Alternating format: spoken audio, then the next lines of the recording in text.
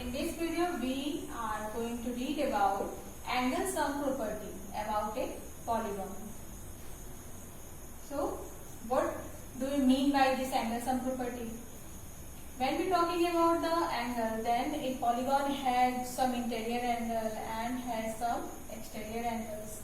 So, some property is related to interior angle and some property is related to exterior angles. So, first of all, we are going to look at the some property of angles related to interior angles. Just look at this figure. When we draw a triangle, then a triangle has three sides, and so that it has three angles, and these are said to be interior angles for the triangle. So, when we add all these three angles, then the sum is equal to how much? So, the sum of all the three angles of a triangle is equal to 180 degrees. First of all, we are going to know how we put the name for any angle. Suppose that a triangle is given here and put the name of the triangle in the clockwise direction A, B, C. That means at the three corners A, B and C, we can find out three angles to the interior of the triangle. So these corners are said to be vertices for this triangle, and AB, BC and CA are said to be the sides of the triangle. So where the two sides join, when we join the two sides at some point, then at that point we get an angle.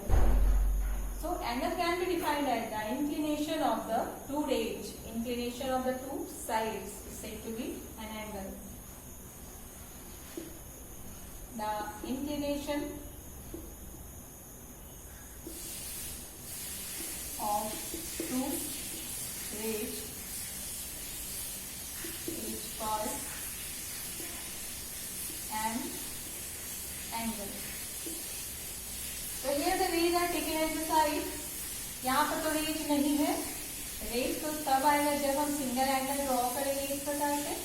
Then we have two rays and the inclination of these two rays. Inclination का मतलब होता है झुकाव. ये दोनों किस प्रकार झुके हुए हैं. तो ये झुकाव जो है इस रे के साथ ये रे किस प्रकार से झुका हुआ है, और वो जितना भी झुका हुआ है वो झुकाव जो है इंक्लिनेशन कहलाता है. तो इस तरह से ये inclination between the two rays is called an angle. तो when we draw a polygon, then we talking about the two sides. That means the inclination of two sides make an angle. So we have an angle A, the second angle B and the second angle C. Now how we can put the name of this angle in case of a polygon? Suppose that we want to put the name of this angle made at vertex A. Then when you want to name any angle, then you have to write the three letter. हम नाम जो है तीन तरीके से देते हैं. एक तरीका में तीन लेटर का यूज करते हैं, दूसरे तरीके में सिंगल लेटर का यूज करते हैं, और तीसरे तरीके में किसी नंबर का यूज करते हैं या किसी सिंबल का यूज करते हैं. जैसे इस एंगल ए को हम नाम देना चाह रहे हैं, यहाँ से बी से होते हुए ए से होते हुए सी की ओर, मीन्स थ्री लेटर में हम नाम देना चाहते हैं. Then this angle A can be read as angle B A C. So it can be written as B A C and angle is denoted by this symbol. चूंकि angle A vertex पर बन रहा है इसलिए A middle में आना चाहिए, और उसके दोनों ओर से जो वर्टेक्स हैं उनका नाम साइड में आएगा. So B A C it can be named as. Otherwise इसे हम दूसरे तरीके से नाम दे सकते हैं. अगर C की ओर से पढ़ना चाहें तो हम इसे पढ़ेंगे एंगल CAB. बस ध्यान देना है कि जिस पॉइंट पर एंगल बन रहा है वो पॉइंट हमेशा बीच में होना चाहिए. तो इसे हम दूसरे तरीके से लिख सकते हैं CAB। अब सिंगल तरीके से नाम दे, हम सिंगल लेटर का यूज तभी करते हैं नाम देने में जब वो एंगल सेपरेटली हो, मीन सिंगल सिंगल एंगल के रूप में वो हो। तो ए भी सिंगल है, बी भी सिंगल है, सी भी सिंगल है। कहीं कहीं हम देखते हैं कि एंगल्स जो है, ये एंगल जो है दो भागों में बटा हुआ है, और अगर वर्टेक्स ए पर एंगल बन रहा है तब हम इसको भी क्या ए कहेंगे और इसे भी ए कहेंगे? नहीं, वो तो गलत हो जाएगा। उस स्थिति में हम पूरे नाम का यूज करते हैं। सपोज दैट, तब इस एंगल को हम पढ़ेंगे PAQ और इस एंगल को पढ़ेंगे QAR। लेकिन अगर एंगल अकेला हो, सिंगल एंगल के रूप में हो, यहाँ पर कोई पार्टीशन नहीं बना हो, तब हम इस एंगल को सिर्फ एंगल ए का नाम भी दे सकते हैं। लेकिन अगर यहाँ पर कोई और दे है या पार्टीशन बना हुआ है तब हम तीनों लेटर का यूज करेंगे नाम देने के लिए, या किसी सिंबल का यूज करेंगे नाम देने के लिए। जैसे सपोज दैट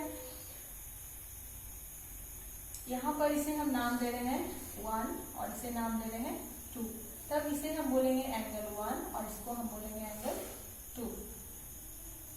और पूरे एंगल को हम क्या नाम देंगे? Angle PAR। इस पूरे एंगल को नाम देंगे PAR। लेकिन अगर कोई पार्टीशन नहीं है, अगर एंगल सिंगल है, तो हम सिर्फ सिंगल लेटर से भी काम चला सकते हैं। तो इसे हम एंगल A भी लिख सकते हैं। उसी प्रकार से यहाँ भी देख रहे हैं सभी एंगल सिंगल सिंगल है, सेपरेट है। So why we can put the name using single letter, angle A, angle B और angle C separately. Or suppose that we want to write some number here, then this angle A can be written as angle 1. So by this way we can put the name of the angle according to our convenience. अपनी सुविधा के अनुसार हम angle का नाम put करेंगे जब हम कोई थ्योरम प्रूव करेंगे तब।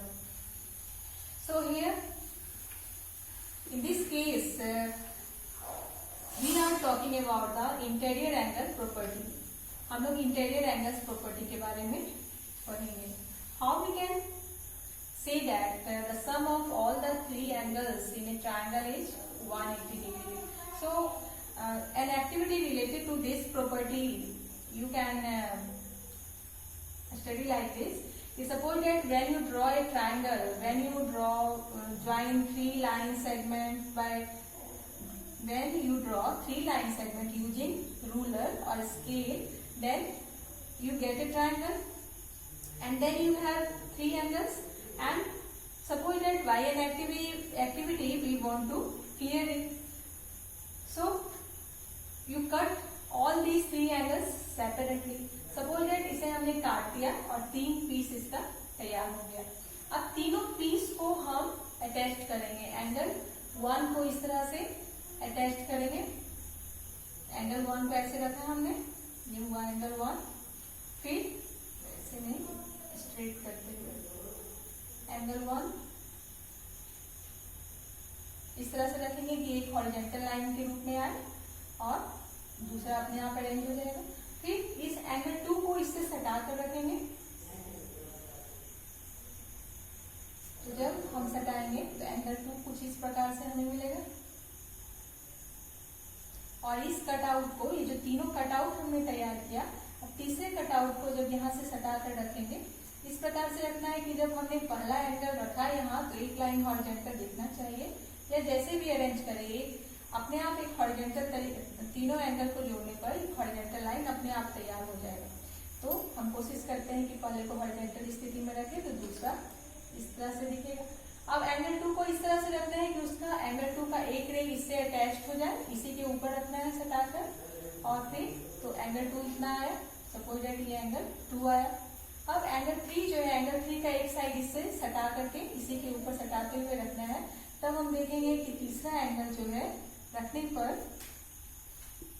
यहाँ पर एक स्ट्रेट लाइन तैयार हो गया। तो ये स्ट्रेट लाइन, इस पॉइंट पर तीनों एंगल्स को अटैच किया गया है। तो ये पॉइंट जो है इस लाइन पर लाई कर रहा है, इस लाइन पर स्थित है, और हम जानते हैं कि किसी स्ट्रेट लाइन के एक बिंदु पर एक ही तरफ टोटल एंगल का वैल्यू कितना होता है, 180 डिग्री होता है। इस तरह हमने देखा ये एंगल 1, 2 और 3 को जब हमने ज्वाइन किया, then we have a straight line and we know that what is the value of the straight angle, 180 degree. So by this activity we can understand that the sum of all the three angles of a triangle is equal to 180 degree. So we can say that angle 1 plus angle 2 plus angle 3 is equal to 180 degree. In triangle, we denote the triangle by this symbol. This is read as triangle. In triangle ABC, angle 1 plus angle 2 plus angle 3 is equal to 180 degree. So by the simple activity, we can easily understand that the sum of all the three angles of a triangle is equal to 180 degree. In the next video, we will study about the angle sum property of a quadrilateral.